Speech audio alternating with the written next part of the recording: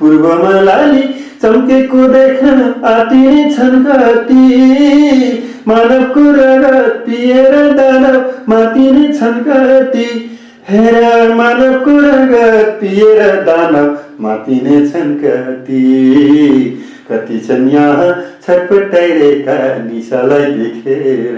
कति ज्यालादारी काम गर्ने अब मजदुर गरिबहरू भोगभोगै प्यासै बाटोमा अब कुदिरहेको पनि छन्।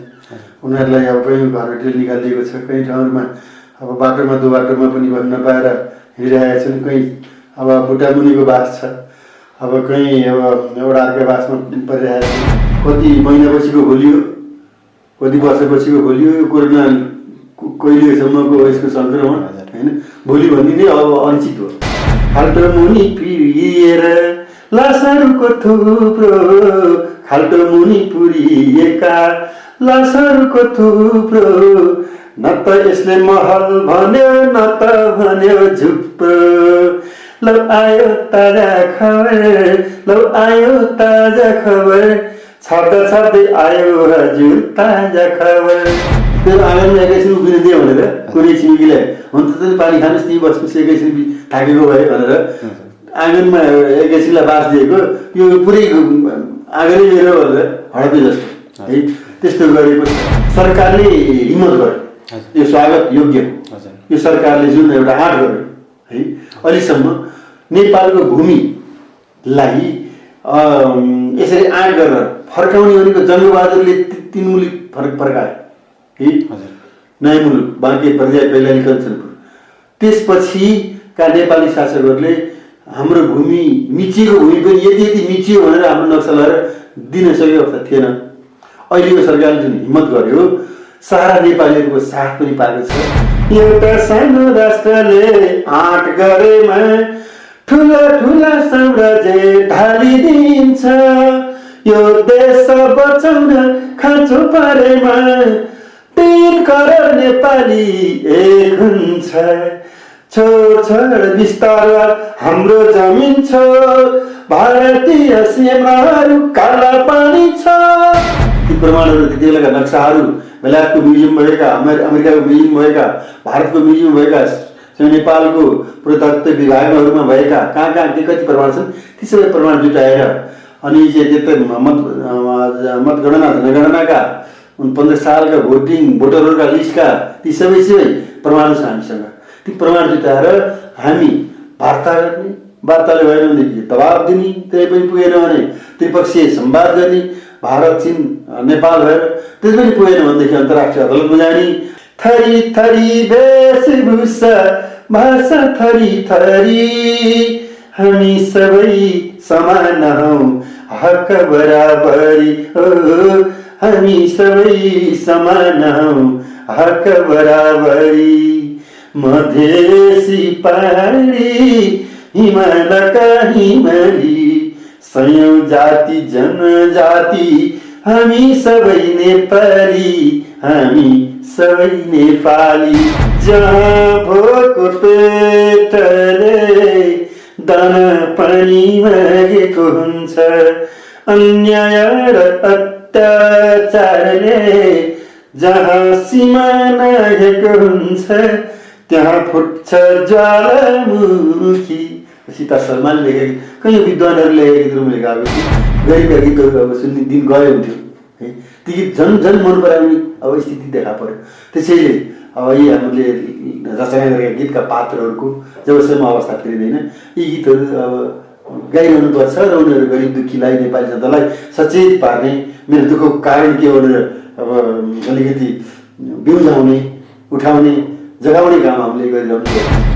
हाम्रो कलाकारहरूले जुन मेहनत दुःख गरेर एउटा घर बनाउनु भएको छ, त्यो सम्मानजनक कुरा हो। पसिना झारेर कोही विदेशमा गएर, कोही ठाउँमा गएर, तर सम्पत्ति थुपार्नु, त्यो सम्पत्ति थुपार्ने कुरा माथि लेभलको कि तल्लो लेभलको लेभल भौतिक समृद्धिले छुट्याउँदै जस्तो लाग्छ।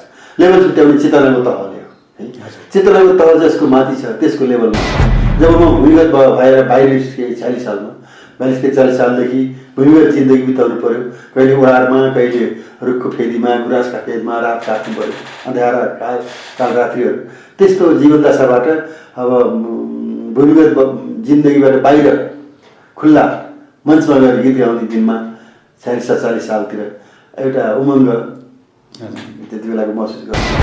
लकडाउन गरेका नेपालीहरूलाई अब यो लकडाउन परियो भने थाहा छ, के कारणले परियो भने पनि थाहा छ, यसबाट बाहिर निस्किने उपाय के हो त भन्ने त्यो पनि थाहा छ, तर पनि उपाय नलाएर बसिरहेको छ है नसक्यो। ती त्यसै अप्ठ्यारो पर्दै पनि जो सचेत छ त्यसलाई अप्ठ्यारो परे पनि ऊ आशावादी हुन्छ। यो अप्ठ्यारो यो कारणले परेको, यो कारण हट्दा बित्तिकै यो अप्ठ्यारो हट्छ भने थाहा छ। परदेशी नेपालीको एउटै आवाज, नेपाल हाम्रो प्यारो घर, त्यही हो शिरको ताज। निमुखो यो सर्वहारा सातुको कोसेली फुकायो, भिजेको जिउको सारा डाँडामा पसिना सुकायो। सिमली छायामा बसी भरिया लामो सास फेरेको, उमेर भइसक्यो 80 झन्ठुला दुःखले घेरेको। सम्पूर्ण नेपाली गीत हुन्, तपाईँका गीत पनि हुन्, अर्काका गीत पनि हुन्। यसो मेरो आफ्नो व्यक्तिगत दाबी केही पनि छैन। मैले लेखेँ, रचना गरेँ, सङ्गीत गरेँ, बाहिर प्रकाशित गरेँ, मेरो त्यति मात्रै हो। त्यसपछि सब अरू नेपाली आम नेपाली विश्वभरिका जनताको दाइलाई रहर लागेन दाइलाई सत्तामा जाउँ, सांसदमा बसौँ होइन, सांसद बनाउँ, गाडी चढौँ, लागेन कहिले रहर? त्यस्तो रहर मैले भेटिनँ म भित्र। अब मेरो एउटा मात्रै टार्गेट के हो भने गरिब दुखी शोषित पीडित जनताहरू, नेपाल राष्ट्र, नेपाल देश, नेपाल जस्ता अरू अविकसित पिछडिएका दुःख पाएका देशहरू, तिनीहरूको पनि गीत गाल्नु। कुनै कोठाभित्र बसेर होइन, देश काल परिस्थिति हेरेर त्यसको सन्दर्भमा अब त्यसलाई ऊर्जा दिने, त्यो अवस्थाबाट, त्यो विपत्तिबाट, त्यो समस्याबाट मान्छेहरू कसरी मुक्त हुन सक्छन् भनेर एउटा बाटो देखाइदिने अभिप्रायले गीत रचना गर्ने गरेको हुनाले हरेक गीतभित्र एउटा एउटा कथा हुन्छ।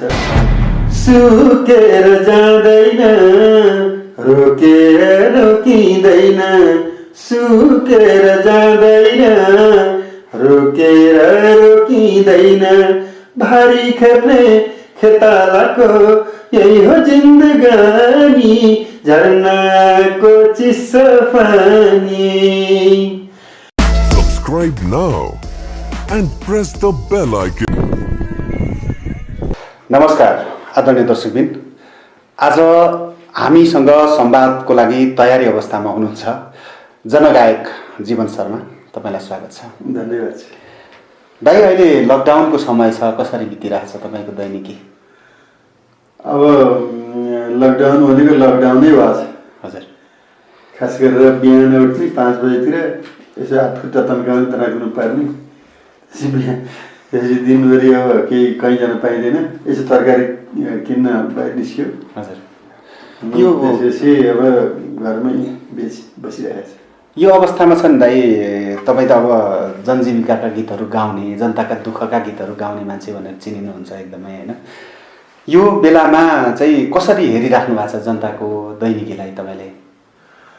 जनता त विषम खालको दैनिकी बिताइरहेका छन्। एकखेरि हुने खाने मजाले बसेर अब माथि तलामा बसेर घरभित्र अब सबै बन्दोबस्त मिलाएर खाइरहेका छन्। अर्कातिर ज्यालादारी काम गर्ने अब मजदुर गरिबहरू भोगभोगै प्यासै बाटोमा अब कुदिरहेको पनि छन्। उनीहरूलाई अब कहीँ घरबाट निकालिदिएको छ, कहीँ ठाउँहरूमा अब बाटोमा दोबाटोमा पनि बस्न नपाएर हिँडिरहेका छन्। कहीँ अब बुट्टामुनिको बास छ, अब कहीँ अब एउटा अर्का बासमा परिरहेका छन्। यसरी विभिन्न खालको एउटा आयको अवस्था, आर्थिक अवस्था अनुसार मानिसहरूको जीवन दशा मैले देखिरहेको छु। जस्तो छ नि, यति बेला चाहिँ सरकारले के गरेको भए ठिक हुन्थ्यो, कस्तो लाग्छ दाइ तपाईँलाई? सरकारले अब मात्रै गरेर हुने कुरा पनि केही होइन। हामी सबै सरकार बाहिरका जनताहरू सबैको सामूहिक प्रयत्न के हो भने यो कोरोनालाई त रोकिसाध्य पनि छ, तर विपदमा परेका, अप्ठ्यारोमा परेका, आपतमा परेका मानिसहरूको उद्धार गर्ने र यो यसबाट कोरोनाले भन्दा पनि कोरोना कारणले उत्पन्न भएको परिस्थितिले मान्छेलाई धेरै अप्ठ्यारो पारेको छ। कोरोनाको कारणले अस्पतालहरू त्यति राम्रोसँग सञ्चालन भएका छैनन् अनि अरू बिरामीहरूलाई पनि राम्रोसँग हेरिराखिएको छैन। अब कोरोनाको कारणले भन्दा पनि अरू कारणले भएका बिरामीहरूको मृत्यु सङ्ख्या बढेर गएको छ। त्यस्तो अवस्थामा सबैको एउटै दायित्व छ अहिले कसरी हुन्छ यो सङ्कटलाई सामना गर्नको लागि। अब पहिलो त आफू होसियार हुने, आफ्नो घरमा बस्ने हो। दोस्रो अरू अप्ठ्यारो परेका मानिसहरूलाई कहाँ कसरी सम्भव हुन्छ अब साथ दिएर बचाउने। भोलिको दिनलाई कसरी हेर्न सकिन्छ दाइ? अब जस्तो यो त लकडाउन भयो, लकडाउनको समय छ भन्दै पनि बस्दै दैनिक आफ्नो दिनचर्या गुजारिराखेका छन् मान्छेहरूले होइन। यो लकडाउन खोलेपछि पनि त अवस्था त झन् जर्जर होला नि। भोलि भनेको कहिले त्यो पनि थाहा छैन। कति महिनापछिको भोलि हो, कति वर्षपछिको भोलि हो, यो कोरोना कहिलेसम्मको यसको सङ्क्रमण होइन। भोलि भन्ने नै अब अनिश्चित हो। त्यसैले भोलि कुन दिनलाई भोलि भन्ने हो है। त्यस्तो अवस्था छ तर कसैले पनि अनुमान गर्न सकेको छैन कोरोना पछिको संसार कस्तो हुन्छ भनेर। अमेरिकामा आजित भएर अब लकडाउन खोलिहाले, मृत्यु सङ्ख्या बढेको छ, कोरोना सङ्क्रमण भएको भएछ। अब लकडाउन अब जतिलाई खाला भनेर अब तोडेर हिँडे लकडाउन, सरकारले खोल्यो। अब भारतमा भयावह अवस्था छ, बढेको छ। त्यसको प्रत्यक्ष प्रभाव नेपालमा पनि अब परिरहेकै छ। जति पनि नेपालमा सङ्क्रमित छन् प्रायः जसो धेरै प्रतिशतमा भारतीयबाट नेपाल प्रवेश गरेका नेपालीहरू देखा परेको छ। चाइनाले केही कन्ट्रोल गरेको छ तर पनि पूर्ण रूपमा निर्मूल त्यहाँ पनि हुन सकेको छैन। यत्रो जनवरीदेखि फरवरी, मार्च, अप्रिल, मे भइसक्यो, पनि जानलाई छ। यत्रो महिनासम्म त्यहाँ कन्ट्रोलमा आएको छैन भनेपछि अब नेपाल जस्तो अब साधन स्रोतले अलिकति कमजोर भएको ठाउँमा यसले महामारीको रूप लियो भनेदेखि अब जे हुन्छ भन्ने भए केही छैन। एउटा जस्तो अब अलिकति प्रसङ्ग बदलेर जाऊँ होइन। तपाईँ जनवादी गायक हुनुहुन्छ, जनताका दुःखका गीत गाउने मान्छे। अहिले यो कोरोनासँग सम्बन्धित गीत पनि बनाउनु भएको छ? कोरोनासित सम्बन्धित गीत बनाएको छु, हार्मोनियममा बजाएर मैले युट्युबमा अपलोड पनि गरेको छु। पहिला कोरोनासित सम्बन्धित गीत अब एउटा खबरको रूपमा, पत्रकारको रूपमा मैले त्यसलाई चाहिँ आफूलाई उभ्याएर गीत बनाएको थिएँ। लौ आयो ताजा खबर, लौ आयो ताजा खबर, छाप्दै आयो हजुर ताजा खबर। लौ आयो ताजा खबर, लौ आयो ताजा खबर, छाप्दै आयो हजुर ताजा खबर। कोही साथी सिमानामा परे अलपत्र, कोही साथी सिमानामा परे अलपत्र। अस्पतालको खोजीमा छन् कति यत्र तत्र, अस्पतालको खोजीमा छन् कति यत्र तत्र। खाल्टो मुनि पिएर लासहरूको थुप्रो, खाल्टो मुनि पुरिएका लासहरूको थुप्रो। न त यसले महल भन्यो न त भन्यो झुप्रो। लौ आयो ताजा खबर, लौ आयो ताजा खबर, छाप्दै आयो हजुर ताजा खबर। एकदमै दाइ, एकदम रोग लागिसकेपछि रोगले न महल भन्छ न झुप्रो भन्छ। एकदम वास्तविकतामा सधैँभरि रहनुहुन्छ दाइ होइन। अहिले जस्तो अब यो महामारी भयो दाइ, महामारीको समयमा फेरि नेपालको सीमा विवाद बल्झेर आयो। यसको कारण के देख्न सकिन्छ? यसको कारण त सीमा, हाम्रो नेपाली सीमामा जहिलेसुकै दक्षिणतिरबाट हस्तक्षेप भएको भएछ। यति साह्रैको साह्रै है।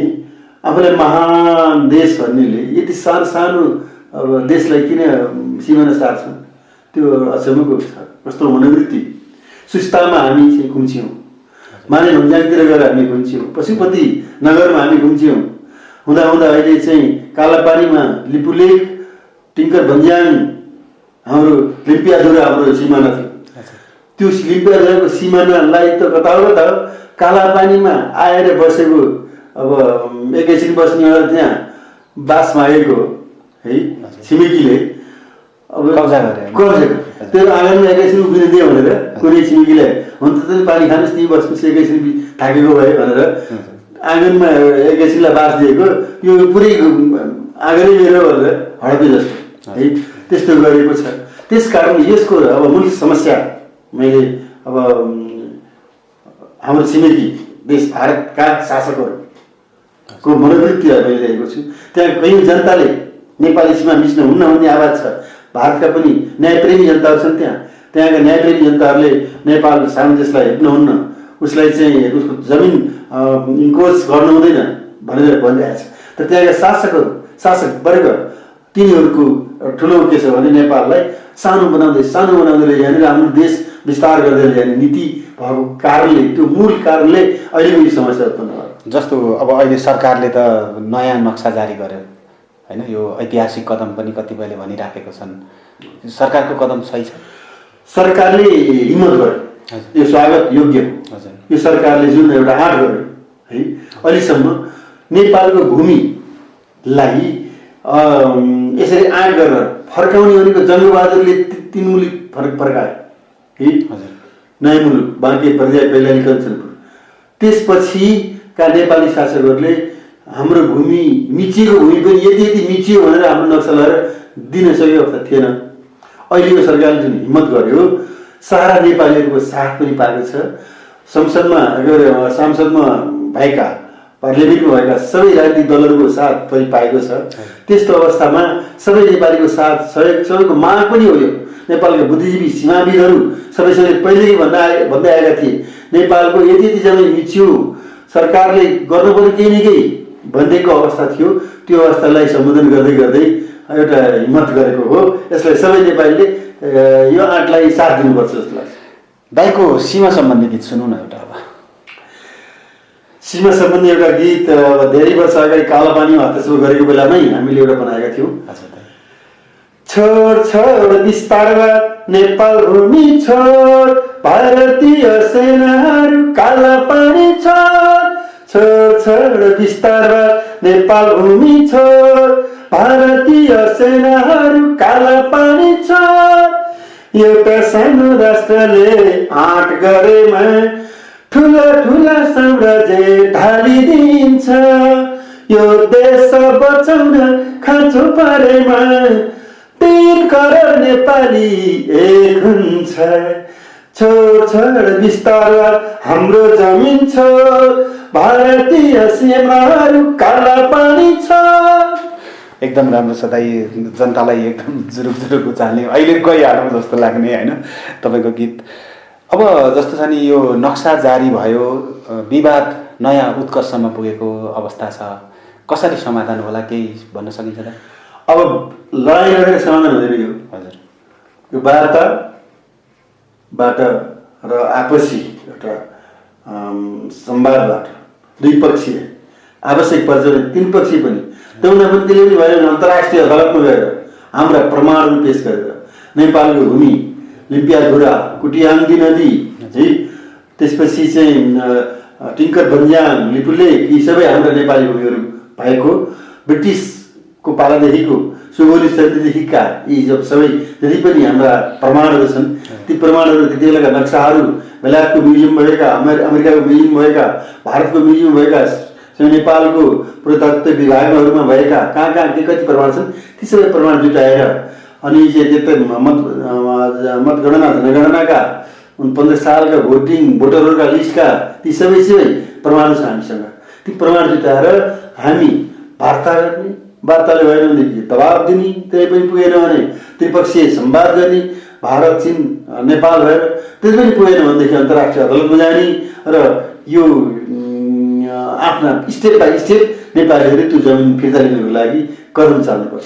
अहिले भारतीय सञ्चार माध्यमहरू एकदम तुच्छ तरिकाले चाहिँ गालीमै उत्रेका छन्, कस्तो लाग्छ दाइ हेरिराख्नु? गाली त कति बेला उत्पन्न हुन्छ भने रिस उत्पन्न जब यति बेला हुन्छ मैले गल्ती गरेको छु भने मलाई रिस उठ्छ।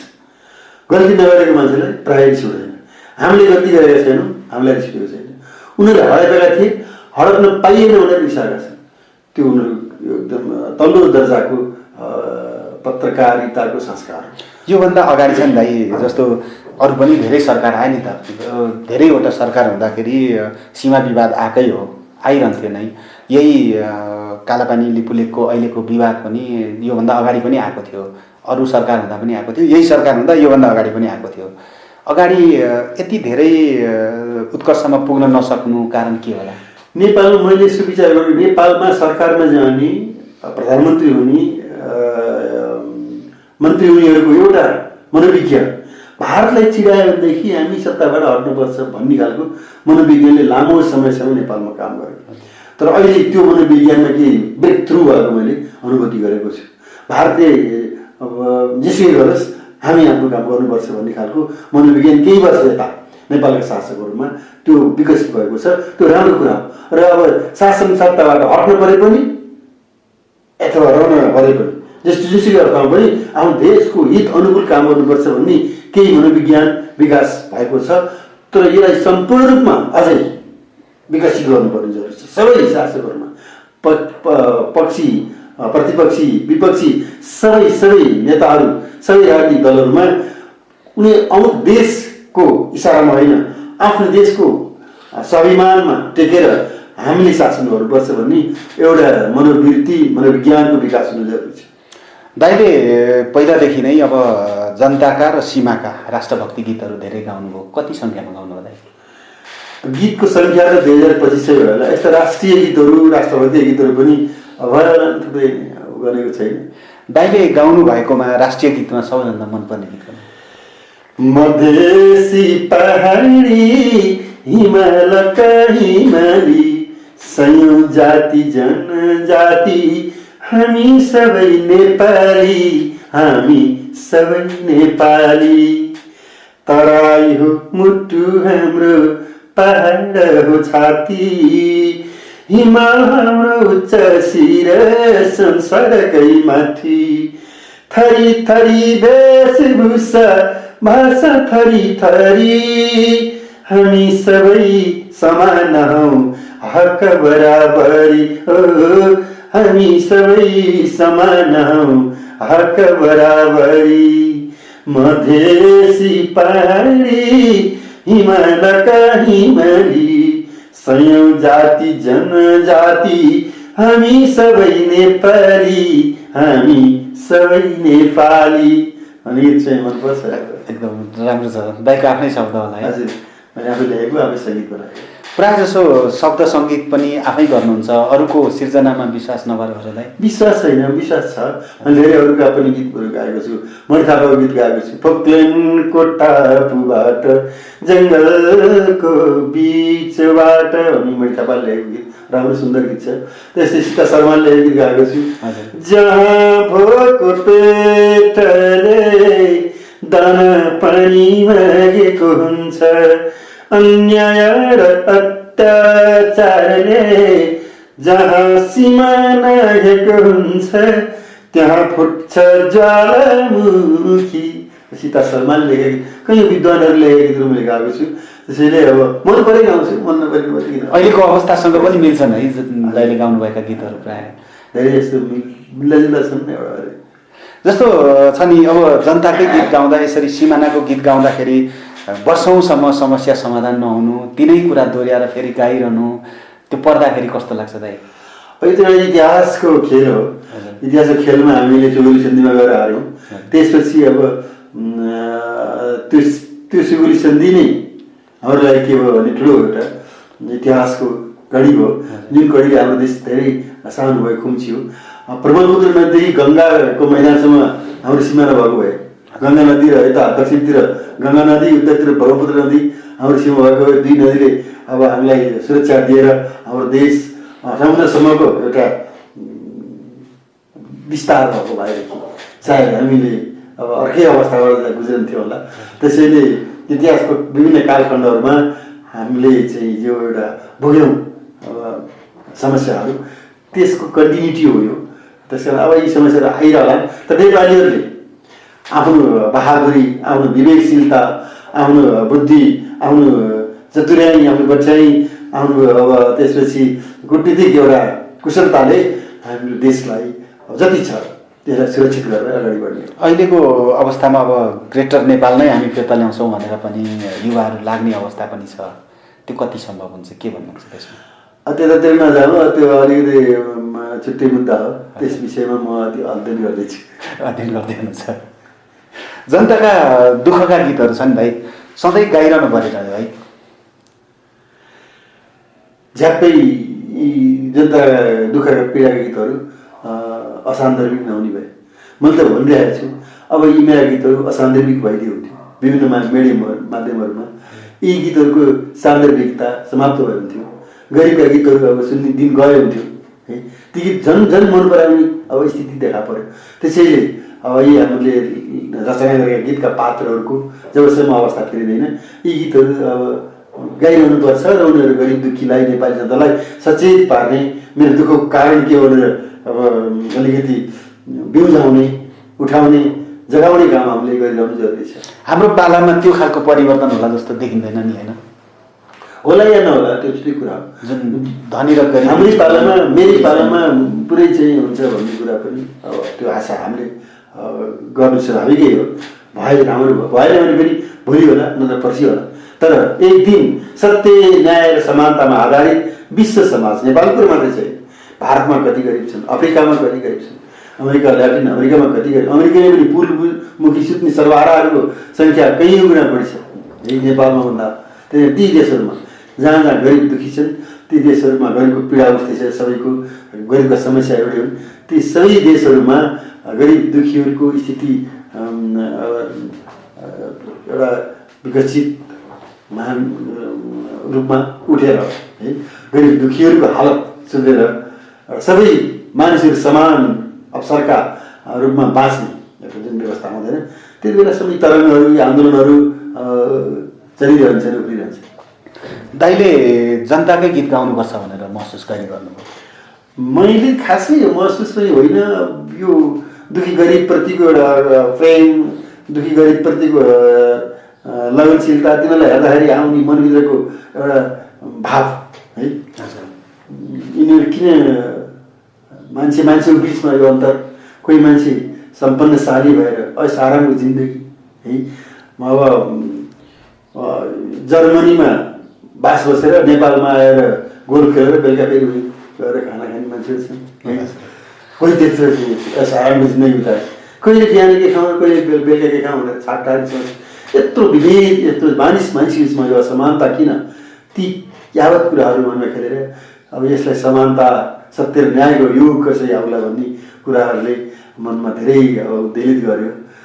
त्यही विचार नै वास्तवमा मलाई गरिब दुःखी गीत गाउनलाई प्रेरित गर्ने अब अनवरत स्रोत बन्यो। अब कतिपय गायक गायिकाहरू छन् नि मायाप्रतिका गीतहरू गाएर होइन, कति अब केही नभएका मान्छेहरू पनि माथिल्लो लेभलमा पुगेका छन्, घर बनाएका छन् सहरमा होइन, जग्गा जमिन जोडेका छन्, पैसा कमाएका छन्। तपाईँलाई त्यस्तो कहिल्यै लाग्यो मैले पनि त्यो धार पक्रेको भए, मानवीय जनजीवनका गीत नगाएको भए म पनि त्यो बन्थेँ कि भन्ने? अब यो लेभल माथि र तल भन्ने जुन छ त्यसको परिभाषा मेरो निम्ति फरक छ। हजुर, है, कुन लेभललाई माथि भन्ने, कुन लेभललाई तल भन्ने। भ्रष्टाचार गरेर कसैले गीत गायो है, भ्रष्टाचारीहरूले पनि गीत गाएर क्यासेट निकालेको मैले देखेको छु। उनीहरूले हाम्रो भ्रष्टाचारको चाहिँ लुकाउनलाई त्यो लेभल माथि हो कि तल है। हाम्रो कलाकारहरूले जुन मेहनत दुःख गरेर एउटा घर बनाउनु भएको छ त्यो सम्माननीय कुरा छ। पसिना झारेर कोही विदेशमा गएर, कोही ठाउँमा गएर, तर सम्पत्ति थुपार्नु है, त्यो सम्पत्ति थुपारेको कुरा माथि लेभलको कि तल्लो लेभलको? लेभल भौतिक समृद्धिले छुट्याउँदैन जस्तो लाग्छ। लेभल छुट्याउने चेतनाको तहले हो है। चेतनाको तह जसको माथि छ त्यसको लेभल माथि हुन्छ, चेतनाको तह जसको तल छ त्यसको लेभल तल हुन्छ।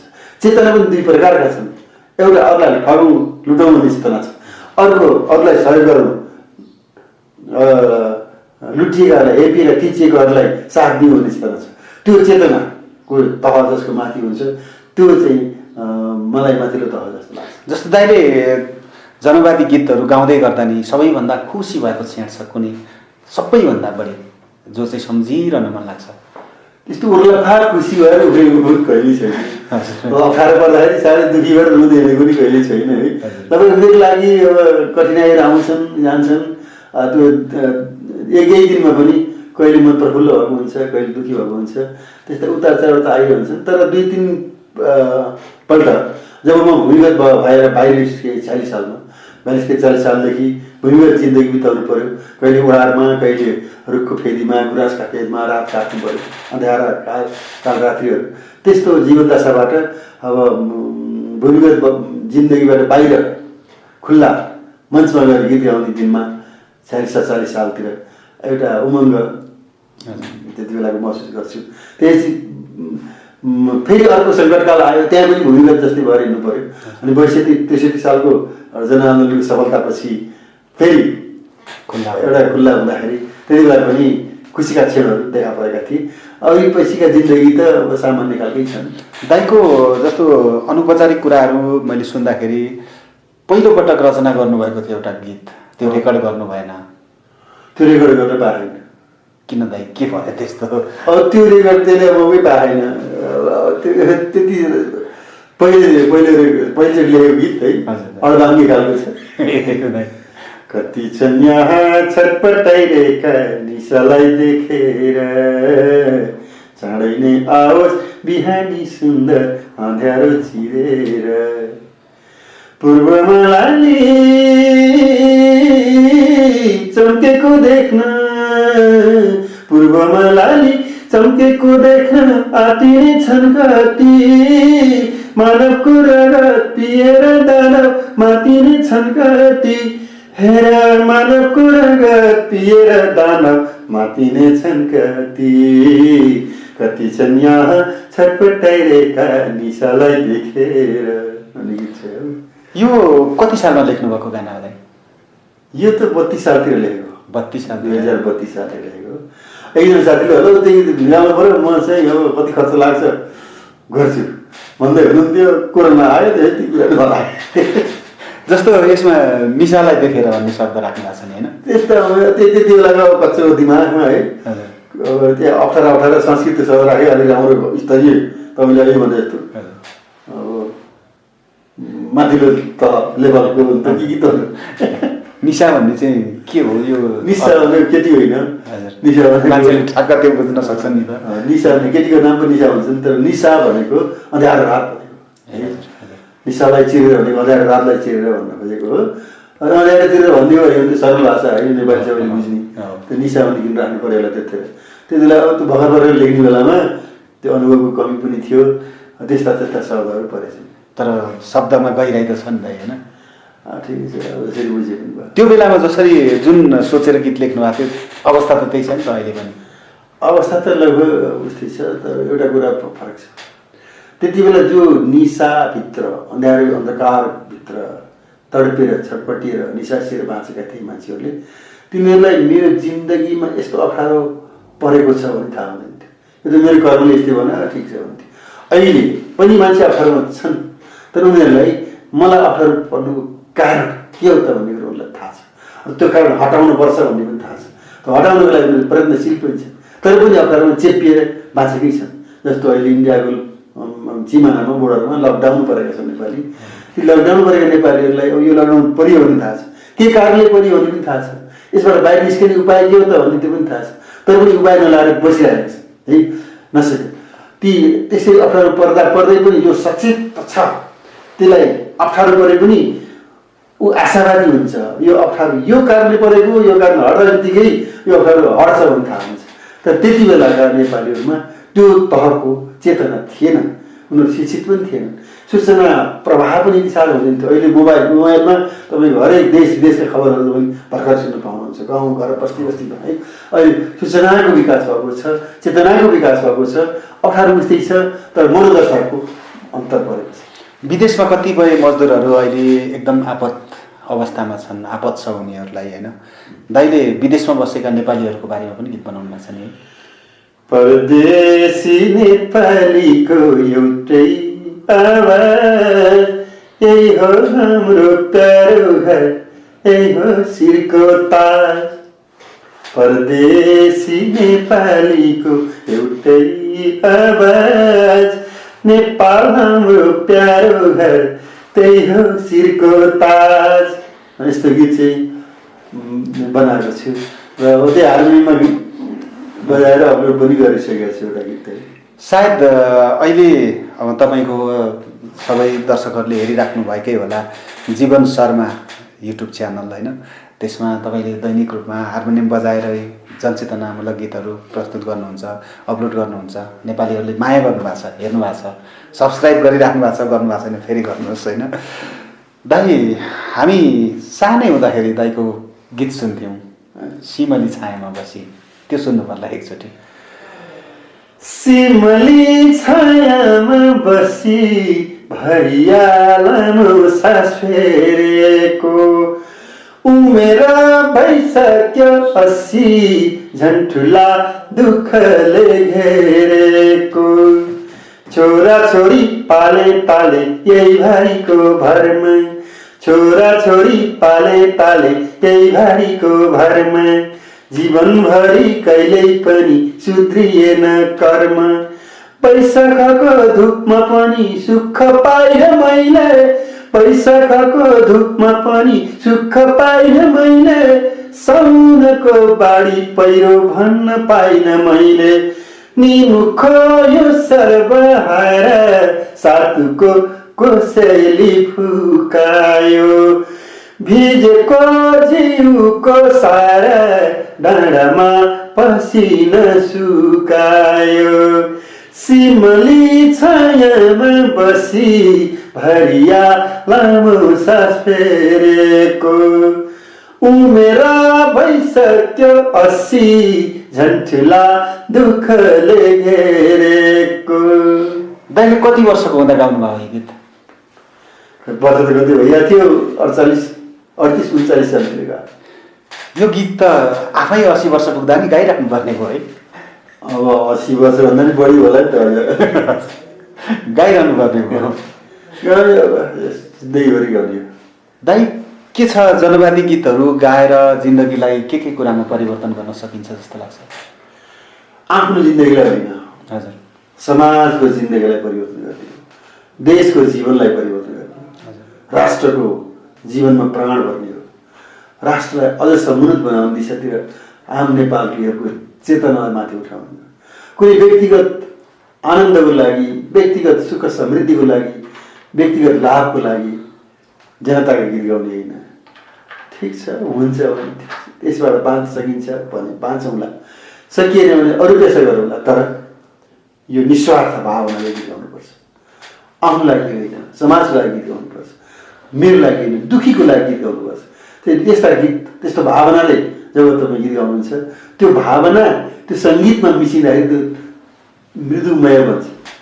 कतिपय पार्टीहरूले छ नि चुनाव आउँदा अथवा त्यस्तै उनीहरूको विशेष कार्यक्रममा पनि दाइका गीतहरू बजाउने गर्थे, गाउँ गाउँमा हामी देख्ने गर्थ्यौँ, अझै पनि बजाउने गर्छन्। कस्तो लाग्छ दाइ? बजाउनु त्यो त अब हामीले गीत निकालिसकेपछि जो जसलाई आवश्यकता पर्छ त्यसले प्रयोग गर्ने हो।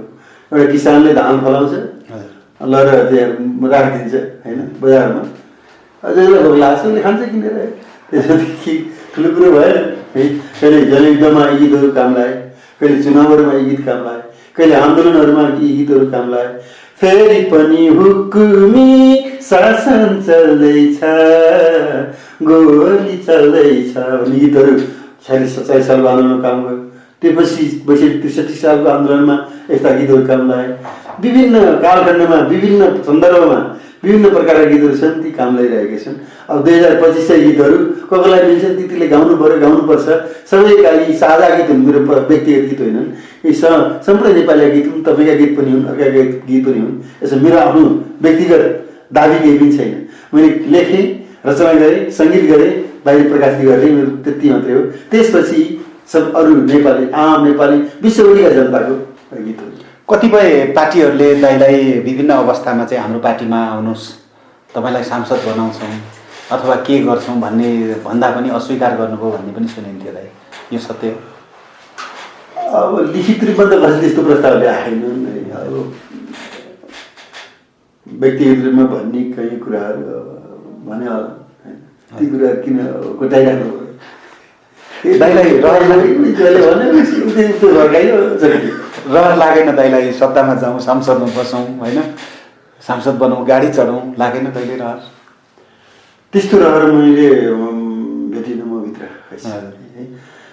अब मेरो एउटा मात्रै टार्गेट के हो भने गरिब दुखी शोषित पीडित जनताहरू, नेपाल राष्ट्र, नेपाल देश, नेपाल जस्ता अरू अविकसित पिछडिएका दुःख पाएका देशहरू, तिनीहरू पनि गीत गाएको छु। प्यालेस्टाइन भन्दै उठे, खालिस्तान भन्दै उठे पन्जाबका वीर, श्रीलङ्कामा देशभक्तले झुकाएनन् शिर। श्रीलङ्का माथि भारतले गएर हस्तक्षेप गर्दा, भारतीय सैनिकहरू गएर परेड खेल्दाखेरि हामी त्यो गीत गायौँ श्रीलङ्का अप्ठ्यारो परेको बेलामा है। भारतले नेपालमा मात्रै होइन श्रीलङ्कामा समेत आफ्नो सैनिक लगेको थियो नि त कुनै बेला। अहिले कालोपानीमा ल्याएर आए जस्तै गरेर त्यहाँबाट श्रीलङ्काबाट फेरि फर्काउनु पऱ्यो। त्यस्तै नेपालबाट पनि सायद फर्काउनु पर्छ कुनै दिन। अहिले अब अलिकति नेपाल अप्ठ्यारो छ। हामी सबै नेपालीहरू एकजुट भएर हाम्रो देशको लागि, हाम्रो राष्ट्रको लागि, त्यो हाम्रो भूमिमा नक्सा भित्रको हाम्रो भूमिमा विदेशी सेनाहरू अब बस्न पाउनुहुन्न भनेर अब अर्को लडाइँ हामीले विभिन्न प्रकारको अब कोणबाट लड्नु रहेछ। यसरी अब मेरो टार्गेट भनेका यी दुःख पाएका विपन्न देश भाइ र साम्राज्यवादीको थिचोमिचोका विरुद्ध हामीले गीत गायौँ है। त्यसैले अब मलाई व्यक्तिगत रूपमा यस्तो हुन पाए हुन्थ्यो भन्ने भएन। अबको योजना के छ त दाइ? अब कस्ता गीतहरू बन्लान्? अब के आउँछ परिस्थिति त्यही अनुसार गीत बन्छन्। कोरोनाको आयो, कोरोनाको गीत बन्यो, कोरोना हटेपछि हट्यो भन्ने गीत बनायो। त्यसै नेपाली जनताले, विश्वभरिका जनताले के दशा भोग्छन् त्यो जीवन दशाको विषयमा गीत बनाउला। राष्ट्रको अवस्था के हुन्छ त्यहीलाई हेरेर गीत बनाउला। अब हामीले बनाउने गीतहरू भनेका कल्पनामा रमेर, कल्पनाको उडान भरेर होइन, कुनै कोठाभित्र बसेर होइन, देश काल परिस्थिति हेरेर त्यसको सन्दर्भमा अब त्यसलाई ऊर्जा दिने, त्यो अवस्थाबाट, त्यो विपत्तिबाट, त्यो समस्याबाट मान्छेहरू कसरी मुक्त हुन सक्छन् भनेर एउटा बाटो देखाइदिने अभिप्रायले गीत रचना गर्ने गरेको हुनाले हरेक गीतभित्र एउटा एउटा कथा हुन्छ। हजुर, तिनी अब कस्तो कथा आउँछ देश विदेशमा त्यही अनुसार गीत लेख्ने हो। हामी अन्तिममा छौँ दाइ। अब अन्तिममा दाइको झर्नाको चिसो पानी सुन्नुहुन्छ? सुकेर जाँदैन, रोकेर रोकिँदैन, सुकेर जाँदैन, रोकेर रोकिँदैन, भारी खेप्ने खेतालाको यही हो जिन्दगानी, झरनाको चिसो पानी। वारी छ माइलालाई पुस्दै पसिना हो, पारी छिन् माइली भाउजू खेद्दै मसिना। सानै छ भुन्टे तर पिठ्यौ माथि भारी, सानै छ भुन्टे तर पिठ्यौ माथि भारी। डरै डरले तपाईँ तप्ले, डरै डरले तपाईँ तप्ले, हिँड्छ कठैबारी, झरनाको चिसो पानी। दाइको समयको लागि धन्यवाद। धन्यवाद यहाँ बोलाइदिनु भयो, तपाईँलाई धेरै धन्यवाद। Subscribe now and press the bell icon.